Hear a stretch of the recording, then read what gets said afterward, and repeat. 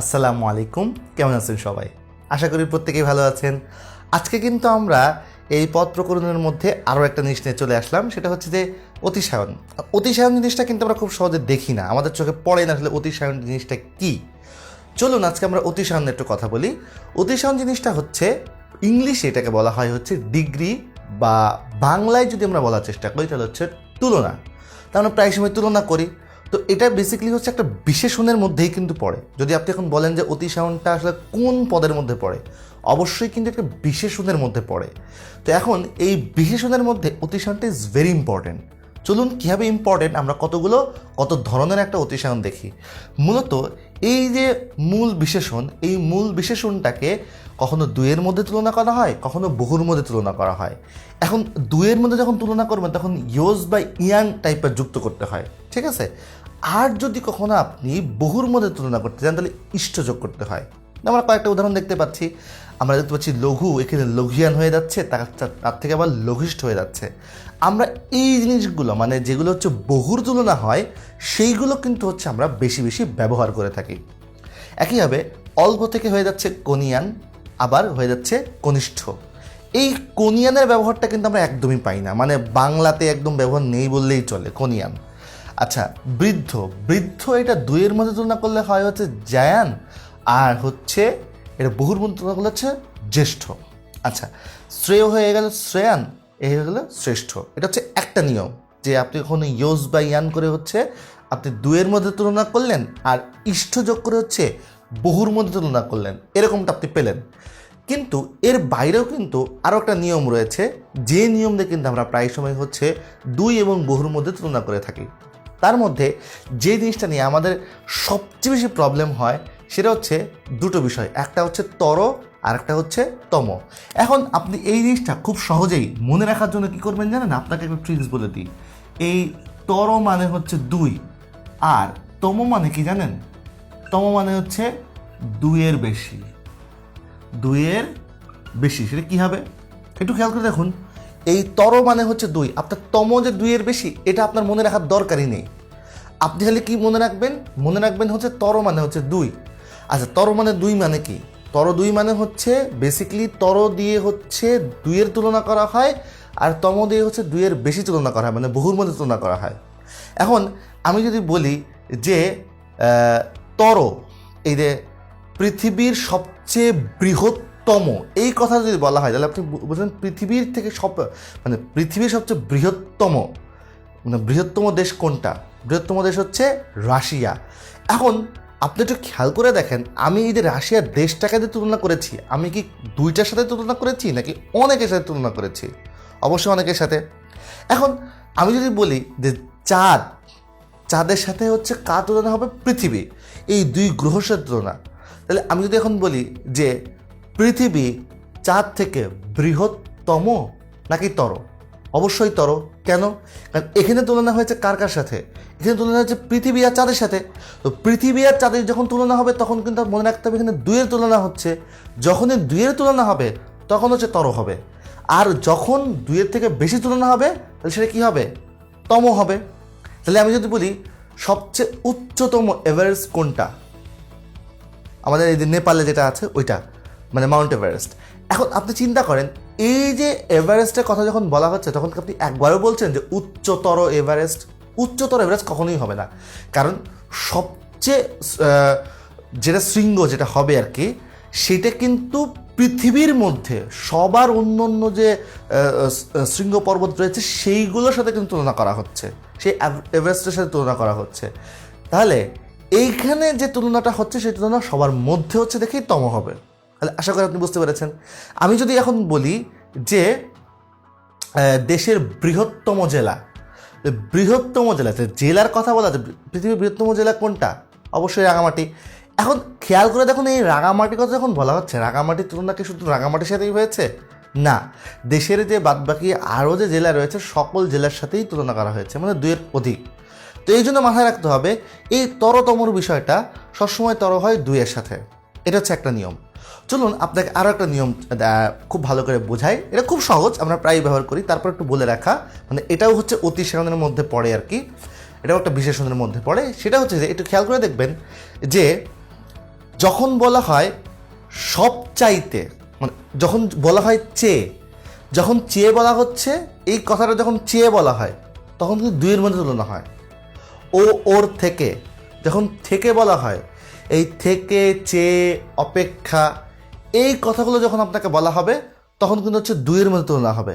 কিন্তু আপনি এই কথাটার সাথে যদি সব দেন তাহলে কিন্তু বহুর মধ্যে তুলনা হবে।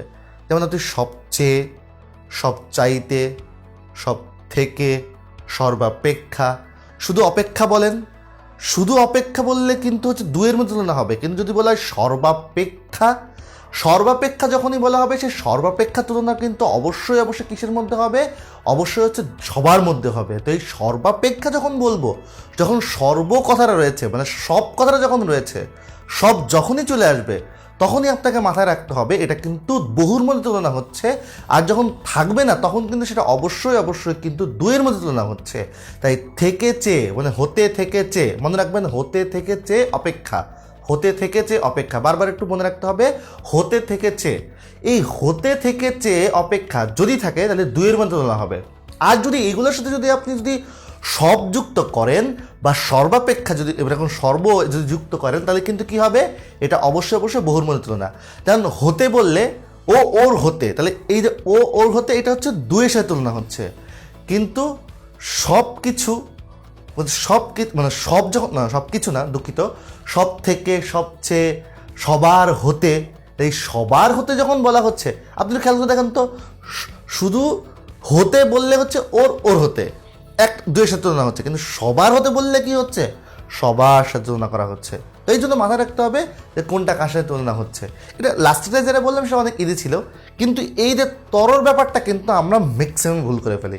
এটা একদম জেনে শুনে আমরা ভুল করি, আর আমাদের এটা পরীক্ষা আসলে জেনে শুনে আমরা খুব সুন্দর করে ভুল করে ফেলি। এটা আমরা খুব কনফিউজ থাকি। তো আমরা মোটামুটি অতিশয়ন সম্পর্কে, মানে যেটাকে আমরা ইংলিশে ডিগ্রি বলছিলাম বা আমরা বাংলায় যদি বলি এটাকে আমরা তুলনা বলছিলাম, সেই বিষয় সম্পর্কে আপনাদের কিছু সম্যক ধারণা দিতে পেরেছি। তো এবার চলুন আপনাদের সাথে আমি কিছু প্রশ্ন উত্তর পর্ব একটু শেয়ার করব। চলুন কয়েকটা প্রশ্ন উত্তর পর্ব দেখে নিই। এগুলো খুব ইজি, কারণ আপনাদের পুরোপুরি মুখস্থ। আমি গত পর্বে কিন্তু আলোচনা করেছিলাম এই বিষয়গুলো নিয়ে। তো এখানে বলা হচ্ছে যে কোনটি সমষ্টিবাচক, কোনটি সমষ্টিবাচক বিশেষ্য। একটু খেয়াল করে দেখুন কোনটি সমষ্টিবাচক। এখন যেটা সমষ্টিবাচক বোঝাচ্ছে মানে আপনার পুরো জাতিকে বোঝাবে, সবাইকে বোঝাবে। সবাইকে বোঝানোর মধ্যে এখানে কে আছে? মানুষ। দুনিয়াতে যত পৃথিবীতে যত মানুষ আছে সবাইকেই তো বোঝাচ্ছে, নাকি? আশা করি বুঝতে পেরেছেন। এরপর চলুন আমরা যদি দেখি এখানে কি হচ্ছে, কোনটি ভাববাচক। এখন ভাববাচকের ক্ষেত্রে একটু মাথায় রাখতে হবে ক্রিয়াটাকে যখন নাম আকারে প্রকাশ করা হয়, যখনই ভাব কথাটা থাকে, একটু মাথায় রাখতে হবে যখনই ভাব কথাটা পাবেন তখন কিন্তু ক্রিয়া ক্রিয়া ভাব থাকবে, কিন্তু ওটা ক্রিয়া না, ওটা কাজের নাম। ওই কাজটাকে নাম আকারে প্রকাশ করা। তাহলে ওই যে মনে আছে না, খাওয়া, খাওয়া হচ্ছে ভোজন, দেখা, দর্শন, তাই না? এই বিষয়গুলো কিন্তু আপনাকে মনে রাখতে হবে। তাহলে এখানে দেখা, দর্শন, এটা হয়ে গেল। এরপর দেখুন আমরা যদি পরেরটায় যাই যে এখানে কোনটি ভাববাচক বিশেষ্য। ওই যে ভোজন, খাওয়া থেকে কি হয়ে গেল?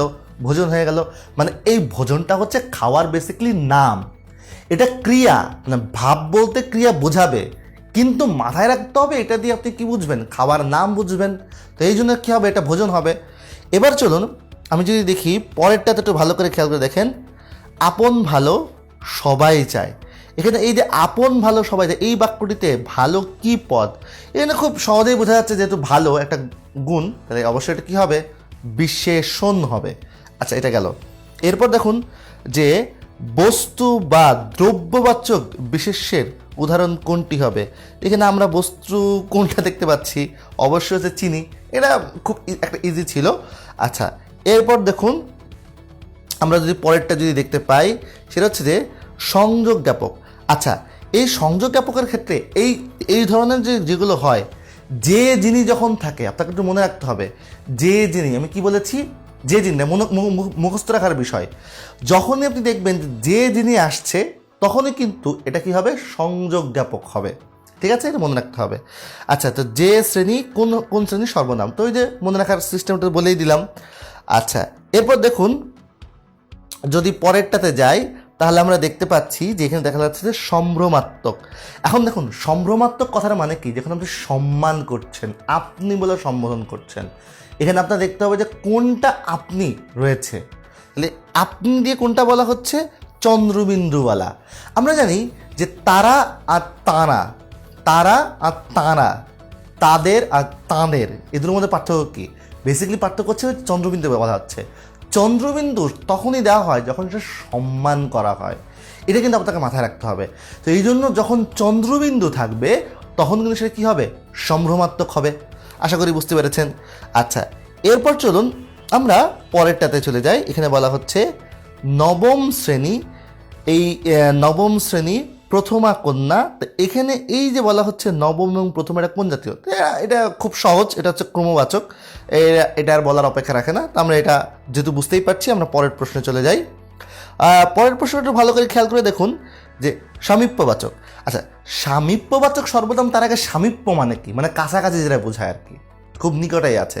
এখানে সামীপ্যবাচক যেটা হবে সেটা হচ্ছে, একটু খেয়াল করে দেখুন এই সামীপ্যটা, দুঃখিত, সামীপ্য শব্দটার মানে হচ্ছে যে এখানে একটা দূরত্ববাচক বোঝাবে আর কি, মানে যেটা দূরে থাকে সেটাই বেসিক্যালি হচ্ছে সামীপ্য এখানে বোঝাচ্ছে।